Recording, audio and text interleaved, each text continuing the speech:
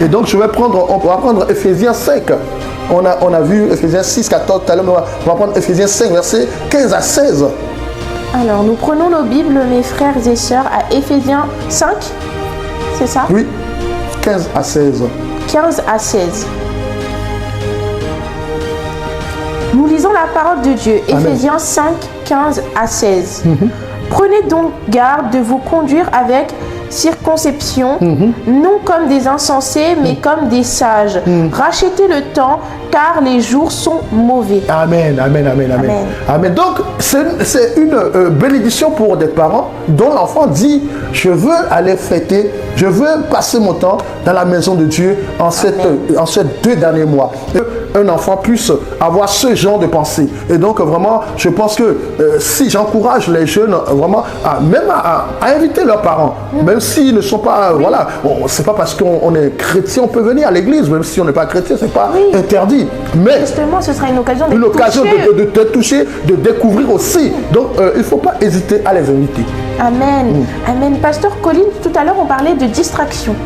Nous restons toujours auprès de la jeunesse. Oui. C'est vrai que des fois, on peut avoir des fréquentations qui nous poussent vers des distractions, des mauvaises distractions. Oui. Et il y a certains internautes, je pense, qui nous regardent, qui viennent tout juste d'être convertis. Oui. Donc, qui avaient une ancienne vie, un passé, et ils ont renoncé cela pour le Seigneur Jésus-Christ.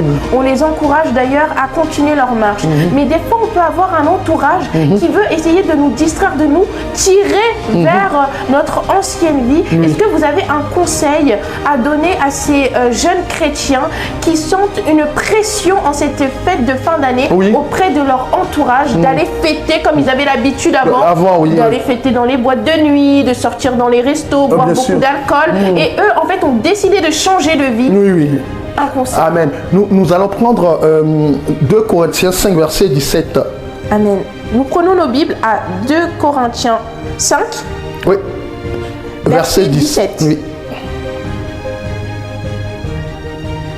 La parole de Dieu nous dit, 2 Corinthiens 5, verset 17, « Si quelqu'un est en Christ, il est une nouvelle créature. Les choses anciennes sont passées, voici, toutes choses sont devenues nouvelles. » Amen. Amen, amen. Nous voyons que, en fait, il faut faire comprendre la créature. Amen. Amen. Comme avant, parce qu'on a compris qu'on a fêté pendant... Vide. Voilà, on était plus vide. À la fin, amen. Au moment de la fête, oui, peut-être on s'amuse, peut-être voilà, mais en rentrant à la maison, on se retrouve avec nous-mêmes et on se rend compte que ça nous a rien apporté, même peut-être détruit. Tout à fait, tout à fait. Et donc, nous comprenons que comme nous sommes en Christ maintenant, nous devons faire les choses d'une manière différente. Et donc, et aussi les inviter à faire cela d'une manière différente. Parce que peut-être nous étions ignorants, tu vois. La parole de Dieu dit, Osée 4, verset 6, « Mon peuple périt par manque de connaissance. » Donc, nous n'avons pas la connaissance. Mais maintenant que nous avons la connaissance, nous comprenons que vraiment, nous ne ne pouvons pas plus fêter. C'est vrai qu'il y a sans doute beaucoup de lignes pour les études. Amen. Je pense que chacun d'entre nous avons dans notre entourage, soit dans notre quartier, c'est là où le diable... Donc nous savons très bien que dans la communion fraternelle, cherche une église où passer les fêtes de fin d'année. Cherche une église où passer les fêtes de fin d'année.